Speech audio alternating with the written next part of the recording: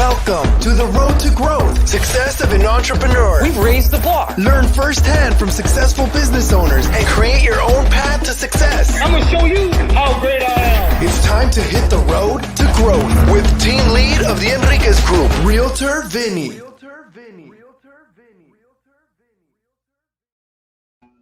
Hi, you Road to Growth listeners. Today I have Dr. Ivan Misner. He's the founder and chief visionary officer of BNI.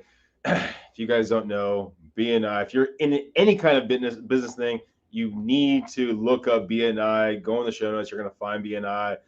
Thank you. Should I call you Dr. Ivan, Mr. Misner, Dr. Misner? What's the best way? Please call me Ivan. Ivan? All right. I've had some people where they're like, call the doctor. I need to be called doctor or Esquire. So, all right. Perfect, Ivan. So how do you describe BNI when people ask you?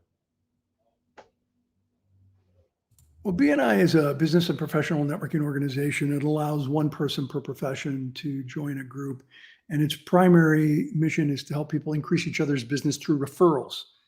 So I just heard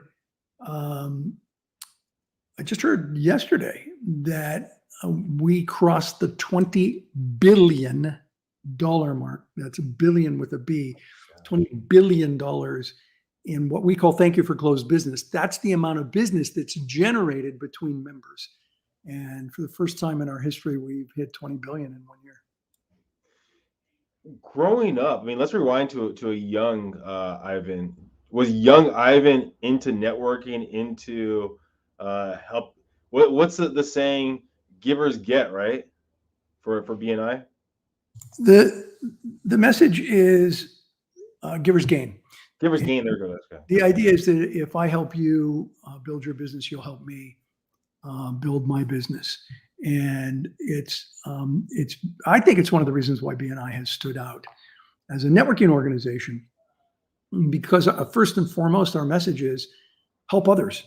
And if you're going to help others, they'll help you. And that's sort of when I started BNI 38 years ago, that was kind of unheard of. Networking was even more transactional than it is today. Well, so running back to a young Ivan, before you started BNI, were you into that mindset? Was that your mindset of, I need to kind of help other people, or who was young Ivan growing up? It wasn't about networking. For me growing up, it was about getting in a career that helped other people in some way.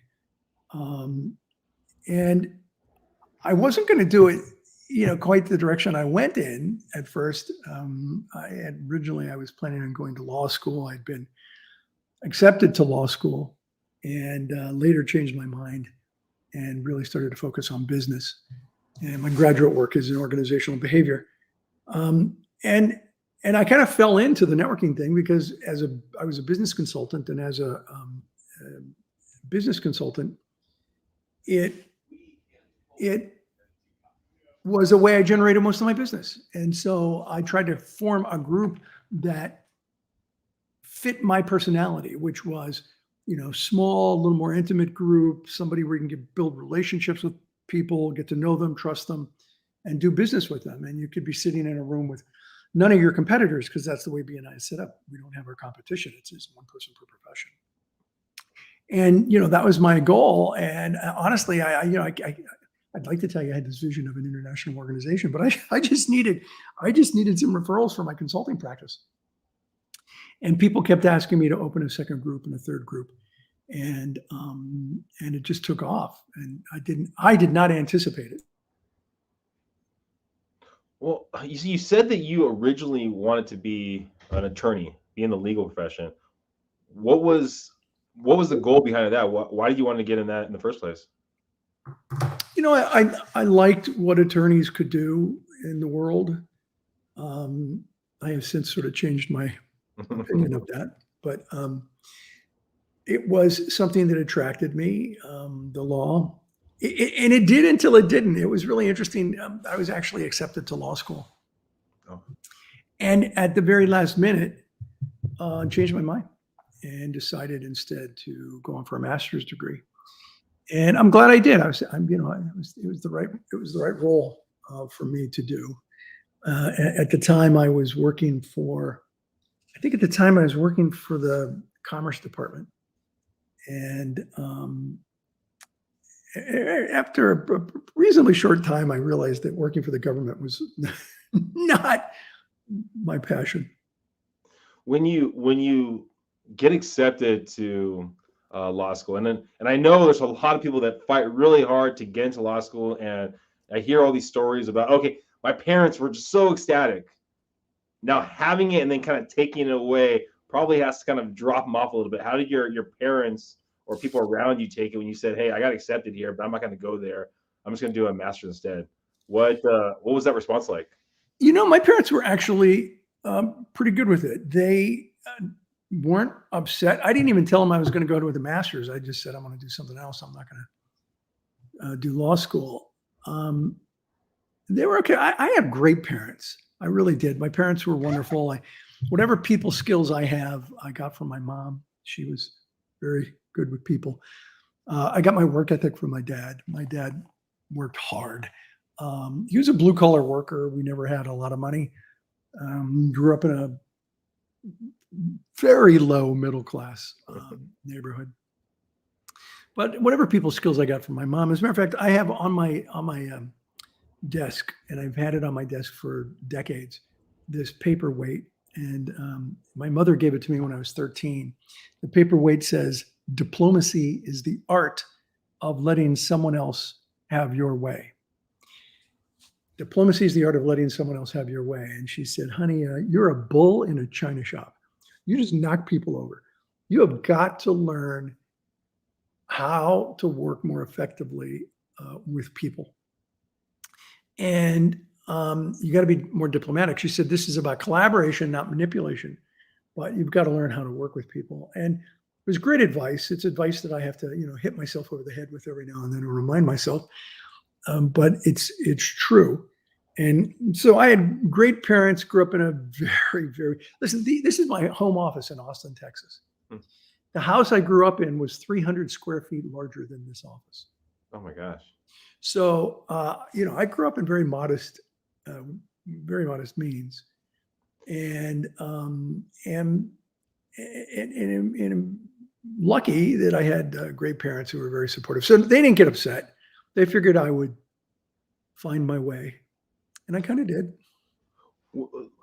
The note of that your mom gave you right there, how often do you look at it? Because that seems like that's almost the core of BNI right there. How often were you looking at that note? It sits in front of me. I mean, it is literally just on my right-hand side,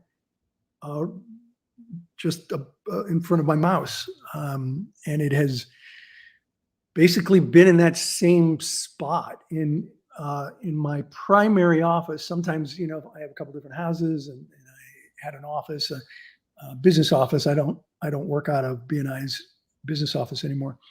But I've had, a couple of offices and homes in my office. It's always been in my primary office, whatever my primary office is, since I was a kid, and then it was in my bedroom, on a little desk that I worked from.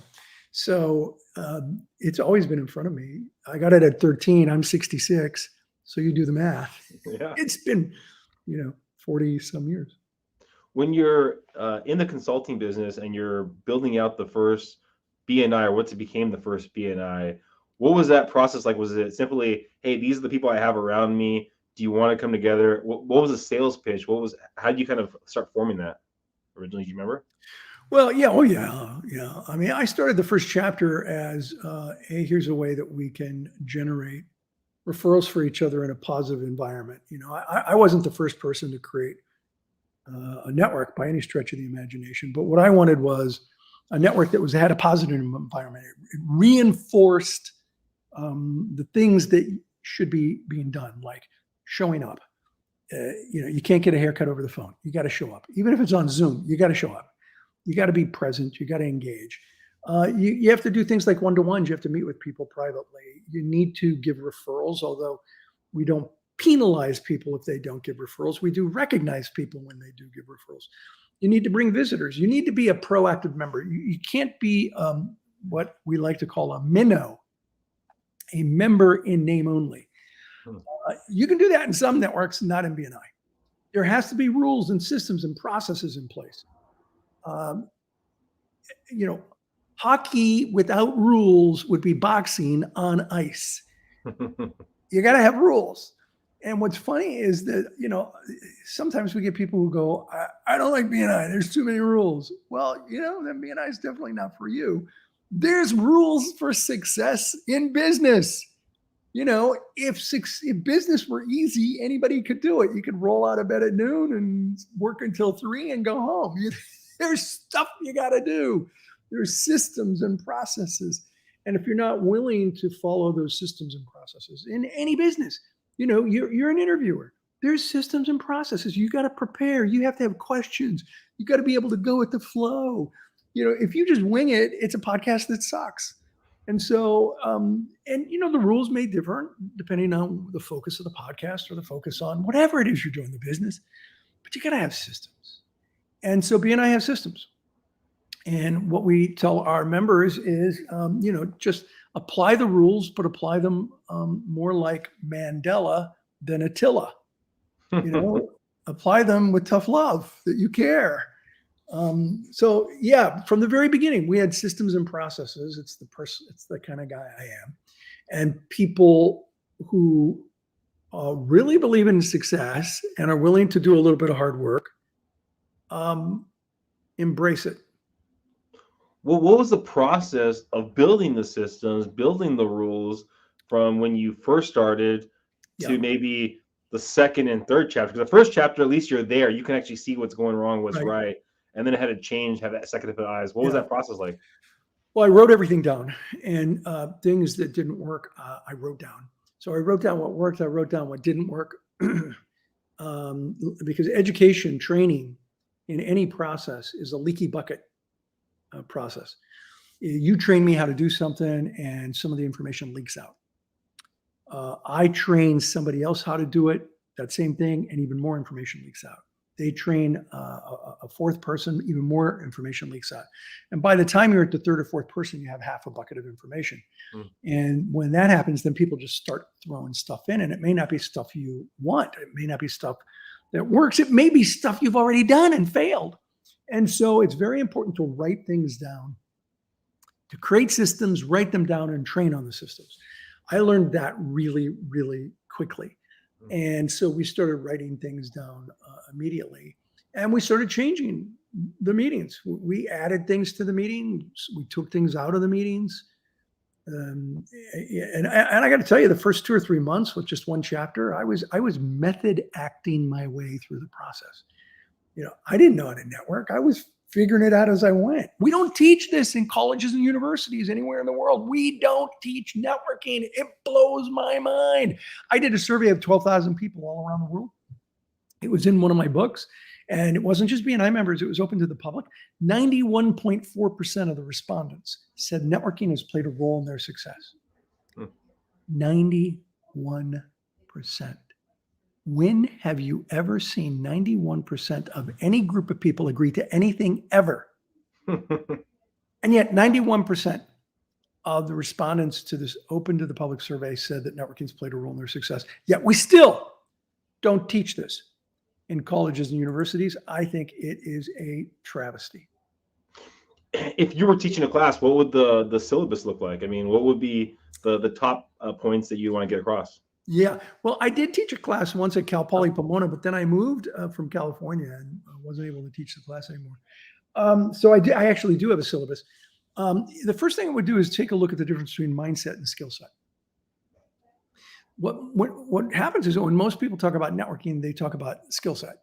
Okay, here are the things to do in order to network. Here are the techniques to be effective at networking. And those are great. I got nothing wrong with those. You probably end up spending the majority of your time on that because there's so many different skills to learn to network. But there's a big piece missing. It's like the foundation of a home. If you build the foundation on mud, it's not going to go far. And so the foundation has got to be built on mindset, which means you need to go into the process of networking with the right mindset. And there are like 3, maybe 4 different aspects of the right mindset. One of them is giver's gain, which you mentioned. If you make networking transactional, it's never going to be effective. It's got to be relational, and that's what Givers Gain is about. But here's probably the biggest, and there's 3 parts to this one item. I call it the VCP process. It stands for visibility, credibility, profitability. Visibility, credibility, profitability. First, you have to be visible in the community. People have to know who you are and what you do. Then you have to establish credibility. That's where people know who you are, they know what you do, they know you're good at it. That's the one that takes time. Developing credibility takes time. Networking is a marathon, not a sprint. So it takes time to develop credibility. Then once you develop credibility, then you can move to profitability, where people know who you are, they know what you do, they know you're good at it, and they're willing to give you referrals. This isn't a sales process, it's a referral process. So if you want to get referrals from people, you got to be strongly at credibility so they're willing to refer you and get to profitability. The problem with networking is that most people try to jump over visibility, over credibility, get right to profitability. Hi, Vinny, my name's Ivan. Let's do business. Or here's 3 copies of my business card. One's for you. Maybe you could give 2 to someone else. And you know what? That happens to me. And when it happens to me, I always say, I'm sorry. What was your name? And they're like, oh, my name's so-and-so. I'm like, look, I don't even know you. I'm not going to refer anybody I don't know. So let's talk. So when I say this, you have to work your way through the VCP process. People say to me, then why go to networking events? You go to networking events to work your way through the VCP process. You see, there's a 4th phase I haven't mentioned yet. It comes before visibility. It's called invisibility. That's where nobody knows you. So, and when I say they try to jump over visibility, credibility, in one of my books, I call this premature solicitation, which you don't want to say fast 3 times. It'll get you. You go to a networking event, you meet people who you've never met before. That's a time to start the process of becoming visible. Have a conversation, find out about them. A good networker has 2 ears, 1 mouth, uses them both proportionally. Talk to them. Some you may know. You may say, hey, Vinny, it's good to see you again. How's your podcast going? Then you have a conversation. You're working on credibility. Others, you're referring business back and forth to. You go to a networking event, there's somebody that you're already referring business back to. You go to them and you go, hey, how'd that project work out? Did you get some sales? I referred some people to you. How did it go? You have different conversations with people depending on where you are in the VCP process. That's a mindset. There are several other pieces of mindsets, but you got to get that right before you go to skill set. So if I were to do a syllabus, again, I would start with the whole section on mindset. What are the mindset issues to build a powerful personal network? And then I would jump into skill set, which have a boatload of items that all go back to honor the mindset as you do the skill set. Does that make sense? Yeah, no, definitely makes sense. How has it, I guess, in your eyes, networking changed from when you first started the first chapter to now with technology, everyone trying to be, I guess, a mini celebrity in their own kind of micro markets? Yeah, well, look, in some ways it's changed, in some ways it hasn't. Technology has certainly been a change. I think behaviorally, I'm seeing more people understand and recognize that networking is relational. If it's done right, it's relational, not transactional. Now, I say that, but as young people come into the workforce, it's like starting all over. It's a whole new fresh of recruits, and they don't get it. It's all transactional, And so overall, I would say people who've been in business for a while, I'm seeing more and more get it, that networking is relational. That's different than 38 years ago. Overwhelming majority of people, networking was transactional back then. I would still say the majority, it's transactional, but far less. So that's different. It's a behavioral difference that is good. Another difference is that we have a lot of organizations like BNI. We have 10,800 BNI chapters now in 76 countries. That's a lot. That's hundreds of thousands of members living a philosophy that didn't exist or wasn't implemented 38 years ago. So that's good. Now, you mentioned technology. I'm not afraid of the technology. I think the technology is inevitable. As a matter of fact, in 2018, 4 years ago, I wrote an article that's up on entrepreneur.com. I forget the exact title, but it's basically the future of face-to-face is online. Now, when I wrote that, my organization was like, oh, no, say it not so. Oh, the old man's losing it. You know, he's getting up there. What's he know? So I was saying technology is changing at such a rapid pace that more and more we're going to see networking events take place online. I mean, come on, look at us. We're doing an online interview. Yeah. You know, just 10 years ago, this was unheard of. 15 years ago, if I wanted to do a radio interview, forget about podcasts. If I wanted to do a radio interview, I had to drive to the radio station. Yeah. It was rare that somebody would do an interview with me over the phone because the quality just wasn't good enough. So I had to drive to the radio station in order to do a radio interview. Yeah, we do it this way. It's easy peasy. So technology has been fantastic. First of all, technology flattens the communication hierarchy. It enables you and I to communicate on this platform globally. When I started BNI, a year into BNI, do you know what the second largest line item in my budget was? The telephone. So, yeah. Staff was number one, phone bill number two. It was outrageously expensive. Now, I don't even know where the phone bill is in my budget. It's buried. It's nothing. And technology, we can have a face-to-face conversation, two dimensional, but a face-to-face conversation.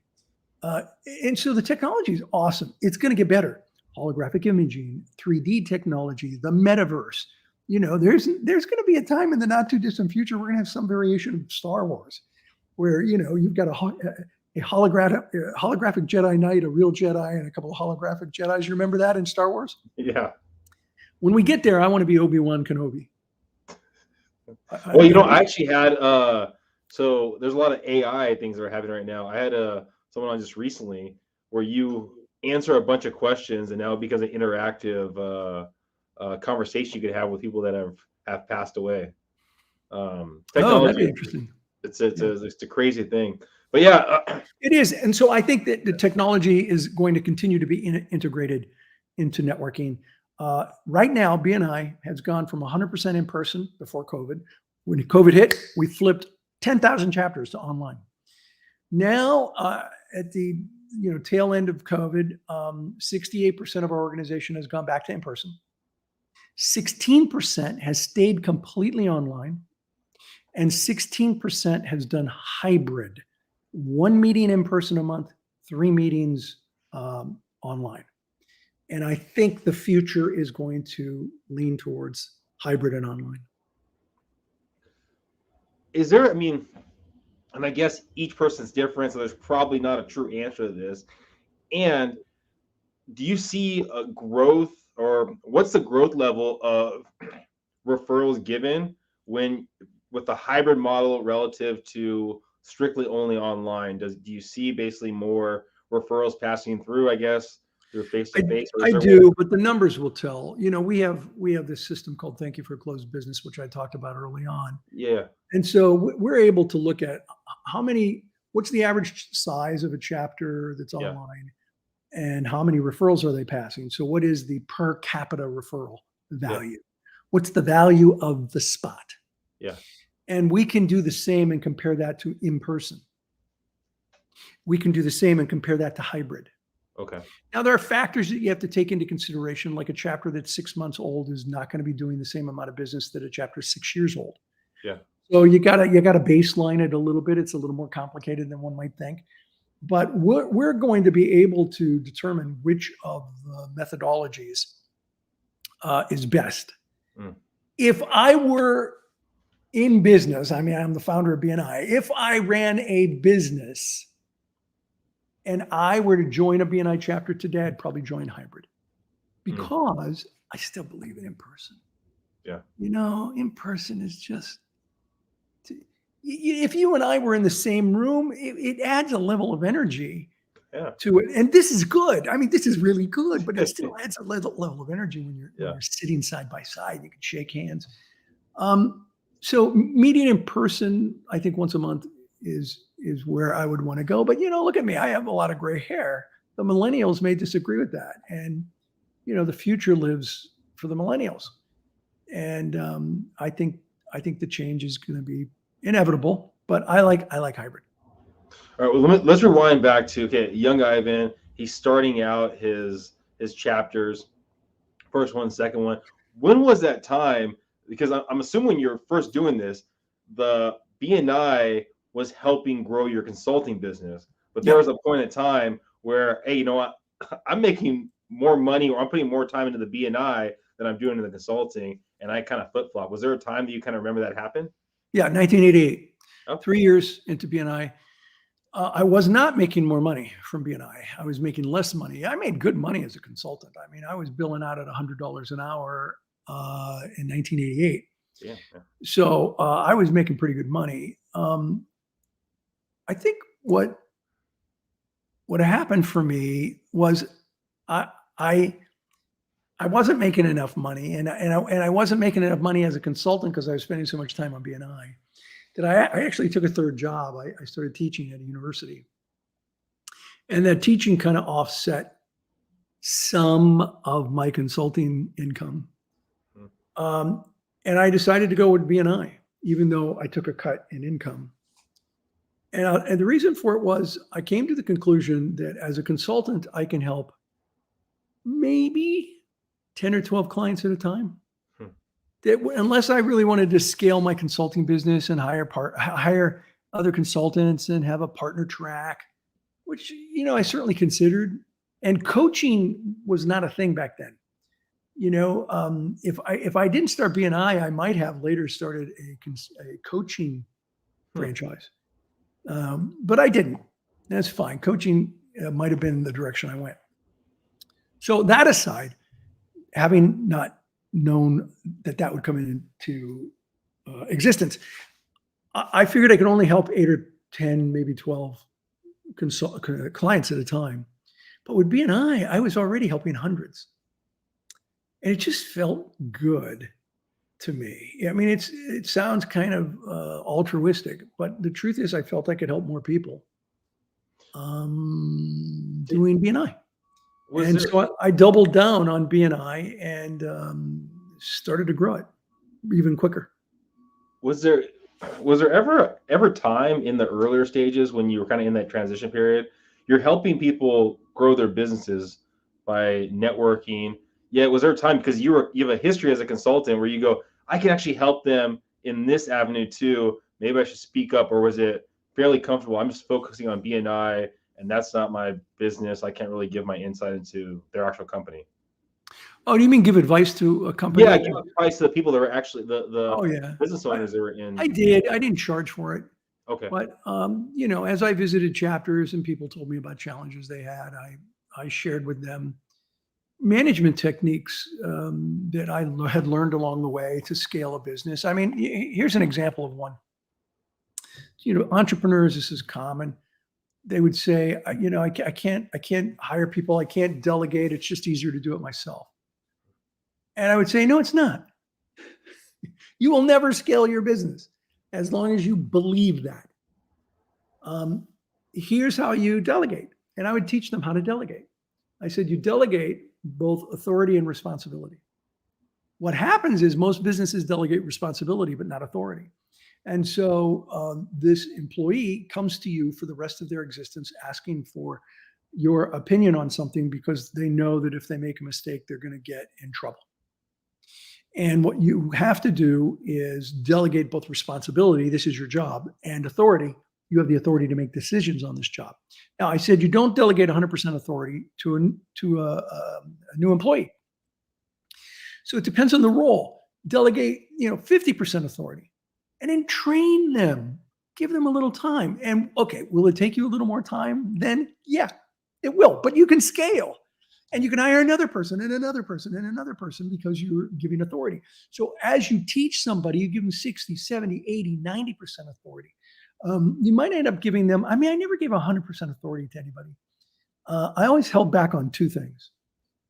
A number, and that number varied whether you're the receptionist or the chief operating officer, right? The dollar amount that you had power over varied depending on the role you had. Mm. So, it would be like, if it hits this number, come see me before you make a decision. And the second thing was, if someone's talking about hiring a lawyer, come see me before you make a decision. I want to be involved in that. So, and I would have people say, yeah, but they're going to make a mistake. And I say, yeah, you never made a mistake? Yes, they're going to make a mistake. It's their tuition for learning the business. And that's the way you scale. And people who got that then started to delegate both responsibility and authority over time as they learn. So I gave advice like that all the time to people. I still do. Probably the biggest bit of advice I give to businesses constantly is, you want to succeed, do 6 things 1,000 times, not 1,000 things 6 times. And I'll say to people, you're doing 1,000 things 6 times. You're bouncing around. You're doing this, you're doing that, you're doing this, you're doing that. Stop it. Find 6 things, the things that make you the most money. Find mentors to help you with that. And then do it 1,000 times. And by the way, it doesn't have to be 6. It can be 5. It can be 7. But you do a handful of things and you do it 1,000 times. That's the way you achieve success. So I give advice like this all the time to businesses.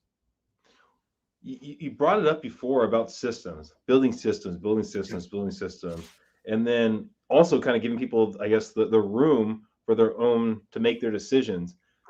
In your own company, in BNI, when does basically a decision become, hey, we got to add this to the system? Is it when this happens multiple times with your employees, hey, we got to basically put it into the system? Is it 1 time, 2 times, or just something that kind of pops about? Does that kind of question make sense? Totally. You have to be careful. Listen, you ask a very meaningful, deep, and a problematic question, because it's very easy for feature creep to make something unwielding, where every time there's a problem, you add a feature, and you add a feature, and you add a feature. I mean, anybody who has a television remote control knows that feature creep has taken over that control. There's just too many buttons. And that can happen in a business. And so you have to be really careful about adding things. So you do, on the other hand, you also give people leeway. The system is, here's the leeway. Make any decision within this box. For example, accepting a new member into a chapter. That's a chapter decision. Not BNI headquarters. That's a chapter decision. So we give the guidelines. What do you look for in bringing in a new member? Here's an even more important one. What do you look for when you remove somebody from a chapter? What are the guidelines to remove somebody from a chapter? Don't remove them based on race, religion, color, sex. That's a no-no. You cross a huge line, you do that. But for ethical issues, you can do that. But what you want to do is sit down and have a dialogue with the person that has the complaint filed against them, and you want to have a dialogue with what we have as the membership committee, and make the decision locally within the guidelines of the program. So sometimes the decisions are, sometimes the system is, you decide within this framework. And sometimes it is, this is it, follow this. And the more you add, if adding stuff to a system made it better, the IRS code of taxes, the IRS tax code would be so simple to understand and easy to apply. But it isn't, because it has become an unfathomably complex set of books. So that is feature creep on steroids. What you want is appropriately adding things as needed, but you don't do it too often.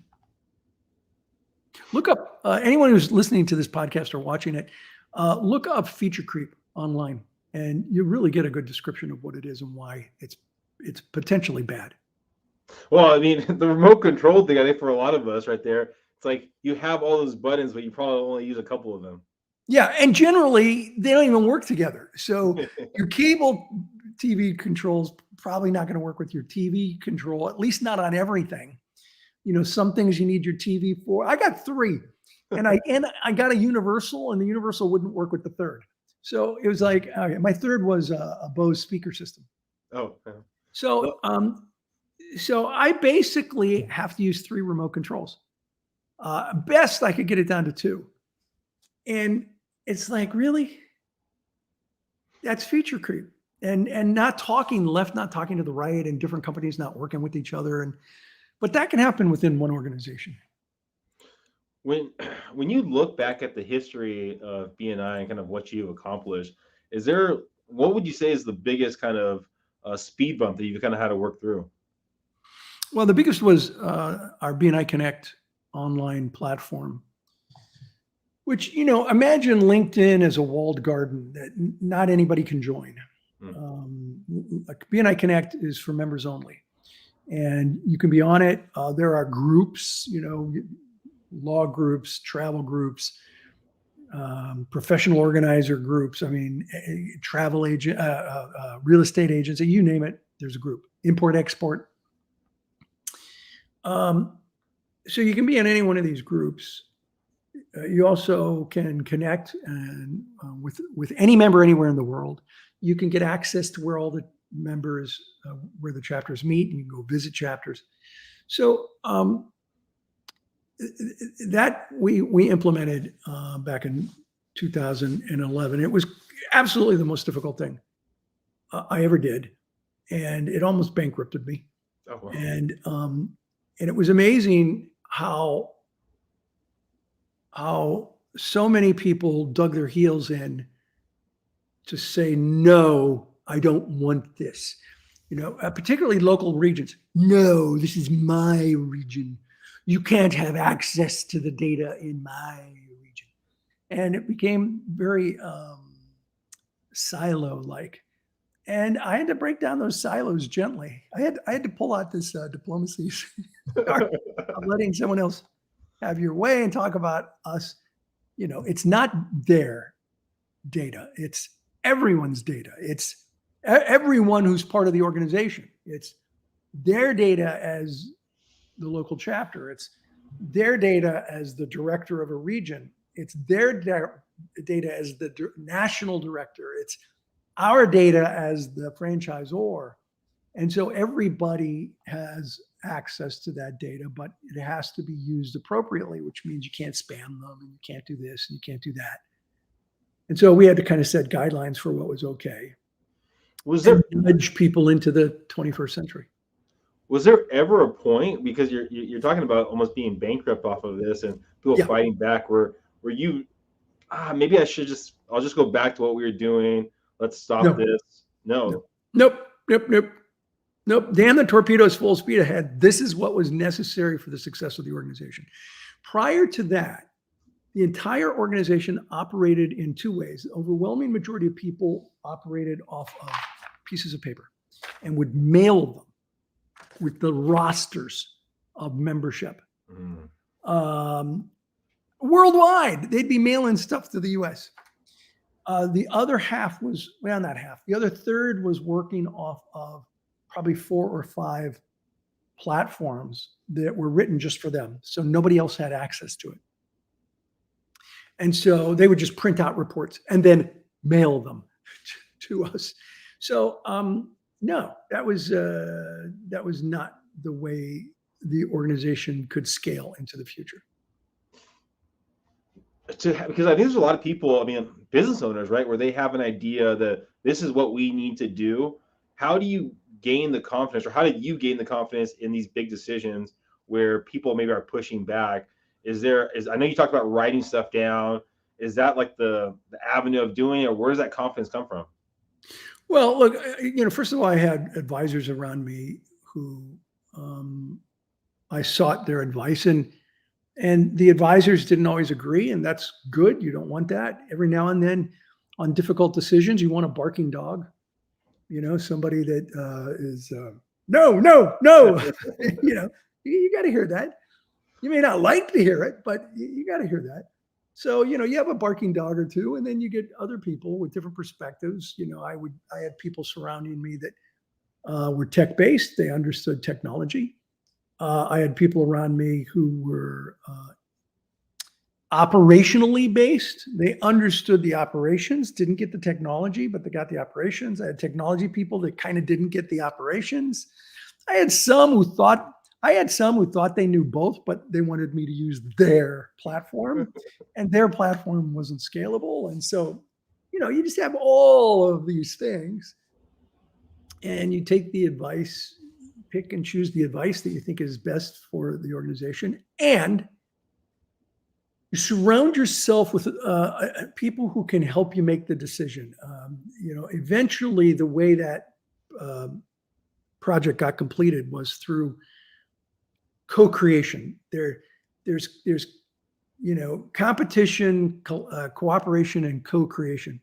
And so BNI Connect ended up being completed as a co-creative process where all of the stakeholders were involved in the decision making, which means you have to have unbelievable openness.